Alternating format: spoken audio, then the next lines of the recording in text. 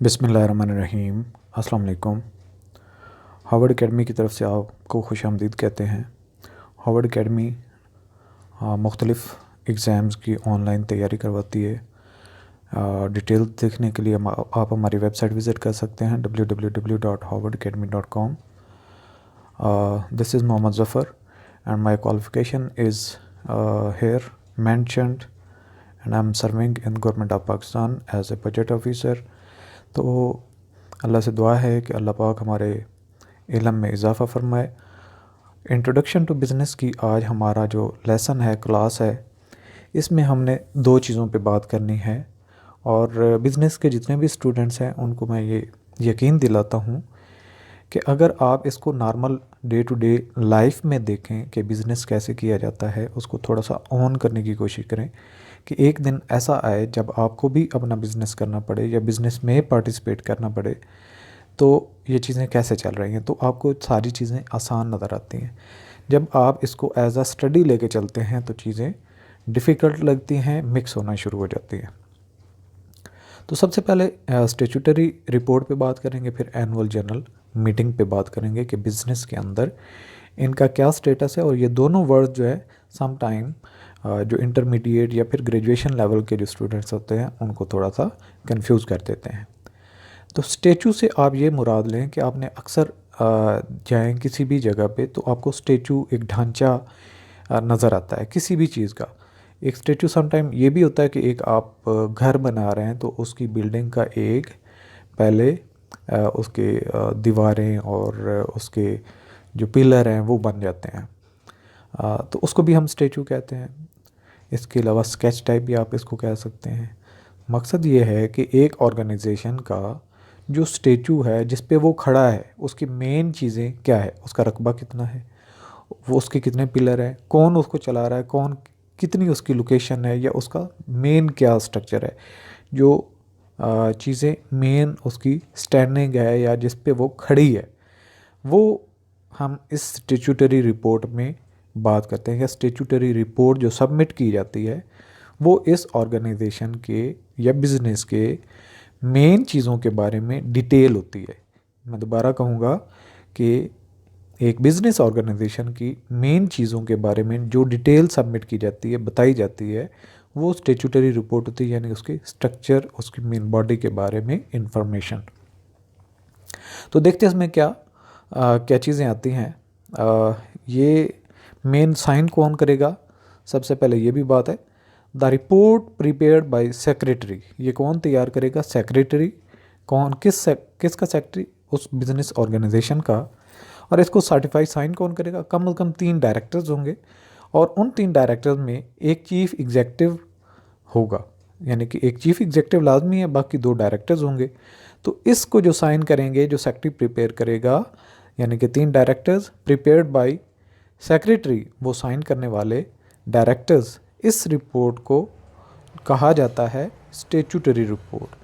और इसके main contents क्या होते हैं या इसके हिस्से क्या होते हैं या फर्दर इसके अंदर डिटेल कौन सी लाजमी होना चाहिए। सबसे पहले शेयर की अलॉटमेंट, कि इस कंपनी के ऑथराइज्ड शेयर्स कितने हैं और total number of shares allot किए कितने गए, उनमें से कितने लोगों ने कंसीडर किया अलॉटमेंट के लिए। यानी कि एक तो फर्स्ट के एक कंपनी को आपने रजिस्टर्ड करवाया और उसके ऑथराइज्ड शेयर कैपिटल जो था, नंबर ऑफ़ शेयर्स की बात करें तो 1 लाख शेयर थे। 1 लाख शेयर में से अब आप चाहते हैं कि जो ही बिज़नेस आप स्टार्ट करने जा रहे हैं तो 40,000 शेयर्स आप अलॉट करना चाहते हैं। अब जब आपने अलॉट किए तो फर्दर ये होता है कि 40,000 शेयर तो आपने ऑफ़र किए, लेकिन उनमें से कुछ लोग लेते ही नहीं हैं, तो ये जो यानी कि वो अलॉटेड नहीं होते। तो उनमें से टोटल अथराइज कितने थे, उसमें अलॉट कितने किए गए, अलॉटमेंट में से कितने कंसीडर किए गए। Further summary of cash received, कि जो ये आपने शेयर्स इशू किए उसकी 100 कीमत थी, आपने कहा कि अभी आप 100 रुपीज़ पे ना करें जिसके पास एक शेयर है, बल्कि 60 रुपीज़ पे करें। तो जो आपने कहा जिन लोगों ने हमारे शेयर्स ख़रीद लिए हैं इस डेट तक उसका शेयर कैश हमें पे इतना करें, यानी कि 60%। तो उसमें से कितना कैश आपको रिसीव हुआ ये भी आपने बताना है। Summary of cash received in respect of shares allotted. इसके अलावा आपकी इस बिज़नेस के अंदर या शेयर्स अलॉट करने या बिज़नेस को स्ट्रक्चर इसका बनाने के लिए इसके एक्सपेंसेस जो अब तक आए उसकी डिटेल, यानी कि आपने प्लॉट कितने का लिया, उसमें कितने शेयर्स जो है वो प्रिंट हुए, उसकी प्रिंटिंग के एक्सपेंसेस, बाकी जो उसकी बिल्डिंग के एक्सपेंसेस, ये सारी डिटेल आपने सबमिट करनी होगी। फर्दर कि कमीशन आपने कितना किया, कि जो नंबर ऑफ़ शेयर्स दिए हैं, अगर आपने कोई हायर किया अंडर राइटर जो इस चीज़ की गारंटी देंगे कि आपके शेयर्स बिक जाएंगे, हम प्रमोट करेंगे, अगर फ़र्ज़ किया नहीं बिकते तो हम खुद ऑन करेंगे, तो उन लोगों को भी कुछ कमीशन पे किया जाता है।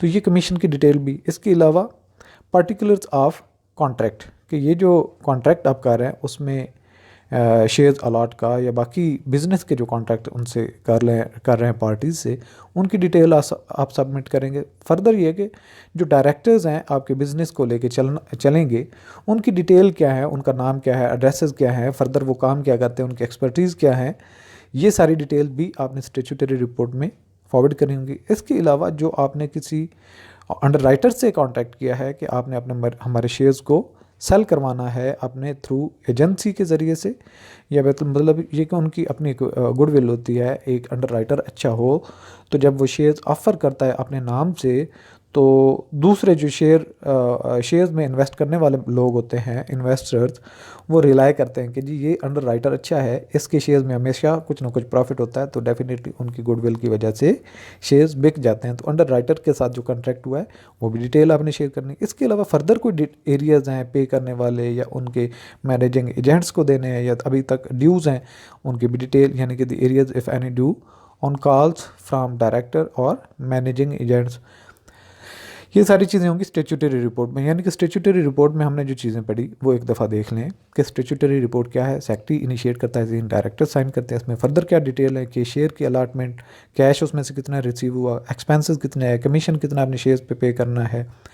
इसके अलावा जो आपने कॉन्टैक्ट्स किए हुए हैं उन पे उनकी डिटेल्स क्या है, जो डायरेक्टर्स आपके बिज़नेस के हैं उनके नाम और एड्रेसेस क्या है। इसके अलावा अंडर राइटर्स के साथ जो कॉन्ट्रैक्ट है उसकी डिटेल क्या है, और लिस्ट ऑफ एरियाज, ये मेन चीज़ें हैं जो आपने लाजमी तौर पर उसमें मेंशन करनी होगी स्टैट्यूटरी रिपोर्ट में। इसके बाद आ जाता है एनुअल जनरल मीटिंग, AGM।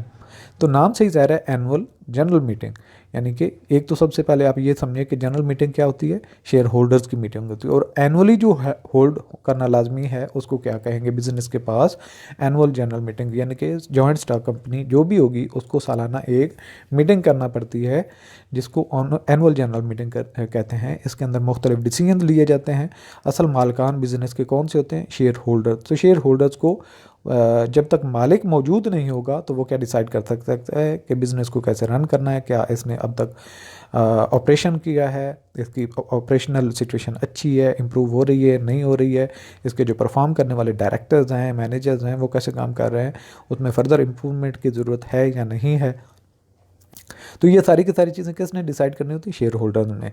तो शेयर होल्डर्स की ये मीटिंग होती है। इसकी दो फर्दर कंडीशन भी हैं जो आपने याद रखनी है कि जो ही आप एक बिज़नेस बनाते हैं उसके इनकॉर्पोरेशन के फ़ौरन बाद विद इन 18 मंथ नया बिज़नेस इस्टेब्लिश हुआ, नई ऑर्गेनाइजेशन या जॉइंट स्टॉक कंपनी इस्टेब्लिश हुई, तो जब ये इनकॉर्पोरेट का हो गई, चल पड़ी, तो इसके विद इन 18 मंथ, शुरू में साल नहीं कहा गया, 18 मंथ यानी कि 1 साल 6 महीने का टाइम दिया गया, उसमें फर्स्ट एनुअल जनरल मीटिंग करनी है। तो फर्दर जो एक मीटिंग हेल्ड हो गई, जब भी हुई उससे अगली मीटिंग जो है फिर एनुअली होनी चाहिए थी, लेकिन अगर किसी वजह से डिले हो जाए तो 3 महीने की गुंजाइश है। यानी कि एक एनुअल जनरल मीटिंग के बाद अगली जो एनुअल जनरल मीटिंग है विद इन 15 मंथ, यानी कि 12 महीने तो नॉर्मल जो विद इन 12 मंथ होनी चाहिए। अगर नहीं होती तो 3 महीने की गुंजाइश दी गई, यानी कि टोटल 15 मंथ के अंदर अंदर अगली कंजेक्टिव जो फर्दर आने वाली एनुअल जनरल मीटिंग है वो होल्ड होनी चाहिए। तो फर्दर यानी कि ये प्रोसेस चलता रहेगा कि एक मीटिंग हुई उसके अगले साल के अंदर अंदर होनी चाहिए, नहीं होती तो 3 महीने की गुंजाइश है, यानी कि एक एनुअल जनरल मीटिंग के बाद अगली जो है 15 महीने से कभी भी डिले नहीं करनी।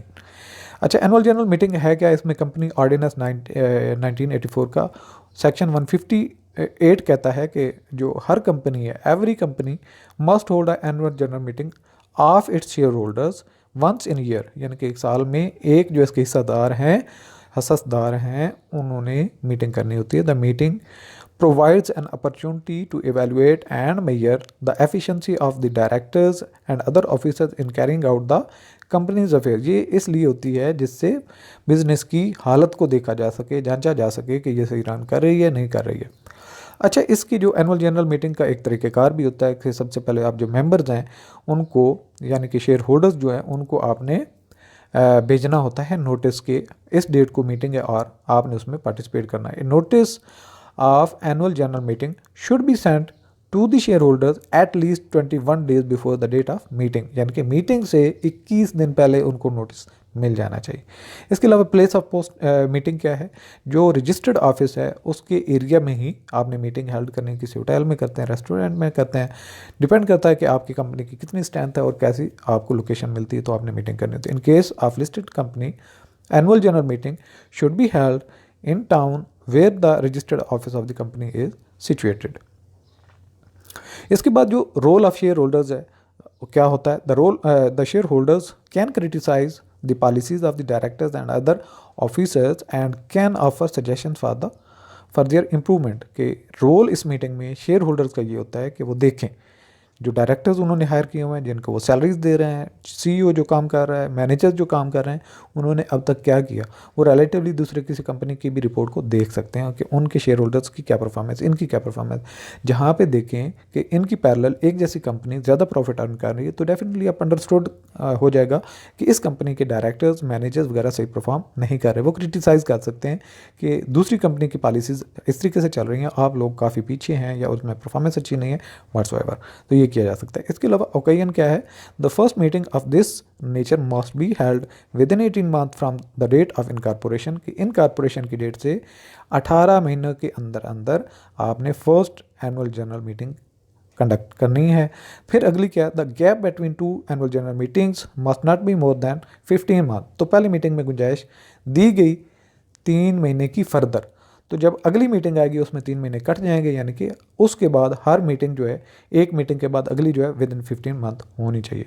इसका ऑब्जेक्टिव्स क्या हैं, इसके अंदर क्या क्या डिसीजन होते हैं। The main objective of this meeting is to check that ordinary business is being done according to the rules laid down in articles of association. तो आर्टिकल ऑफ एसोसिएशन का मतलब आप क्या है, आर्टिकल क्या होता है, एक आइन होता है, यानी कि उसके अंदर जो शिक्कें होती हैं।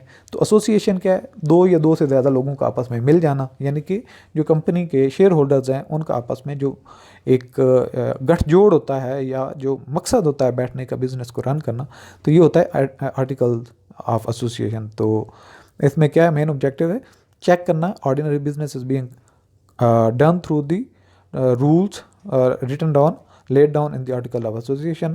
इसके अलावा ये जो स्ट्रक्चर होता है, यानी कि जो शेयर होल्डर्स कंडक्ट करेंगे बिजनेस को, तो बिजनेस के इनफैक्ट ऑपरेशनल सिचुएशन के बारे में ये हमें गाइड करता है आर्टिकल्स ऑफ एसोसिएशन। जो एम्प्लॉयज़ होते हैं वो सारे के सारे एजेंट्स होते हैं शेयर होल्डर्स के।